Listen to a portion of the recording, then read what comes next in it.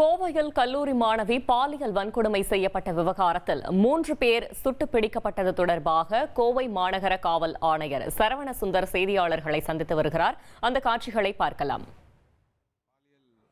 வன்முறை சம்பந்தமாக வழக்கு பதிவு செய்யப்பட்டு 7 தனிப்படைகள் அமைக்கப்பட்டன. 7 தனிப்படைகளும் பல்வேறு விதமான எவிடன்ஸ், சயின்டிஃபிக் எவிடன்ஸ் கலெக்ட் பண்ணி அதில் சில சஸ்பெக்ட்ஸை நேரோவின் பண்ணாங்க.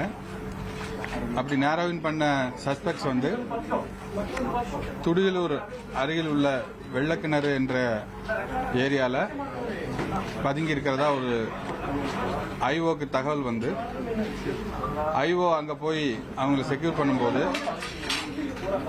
அவங்க வெப்பன் யூஸ் பண்ணி அங்க வந்த காவலர் ஒருவரை வந்து தாக்கியதால மினிமம் ஃபோர்ஸ் யூஸ் பண்ணி அவர்கள் துப்பாக்கி யூஸ் பண்ணி அவங்க காலில் சிறு காயம் ஏற்பட்டுள்ளது.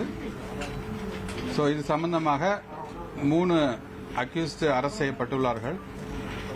அவங்க விபரம் வந்து Satish alias Karuppusamy, Guna alias Thavasi, Karthi alias Kaleeswaran.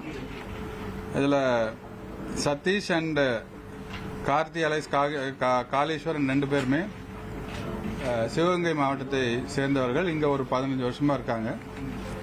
தவசி அலைஸ் குணா வந்து மதுரை கருப்பாயூரணி சார்ந்தவர். இங்கேயும் ஒரு 10-15 இயர்ஸ் மேலே இங்கே இருக்காங்க. இந்த குற்றவாளிகளுக்கு, குற்றம் சாட்டப்பட்டவர்களுக்கு 4-5 கேஸ் வந்து பல்வேறு காவல் நிலையங்களில் இருக்கு. கிணத்துக்கடவுல ஒரு மர்டர் கேஸ் இருக்கு. கேஜி சாவடியில் ஒரு ஹர்ட் கேஸ் இருக்கு. துடியலூர் பிளமேனில் சிம்பிள் தெஃப்ட் கேஸ் இருக்கு. கடைசியாக சத்தியமங்கலத்தில் ஒரு தெஃப்ட் கேஸில் ரிமாண்ட் ஆகிட்டு ஒரு 30 டேஸாக வந்து வெளியே இருக்காங்க. ஸோ இதுதான் நடந்திருக்கு.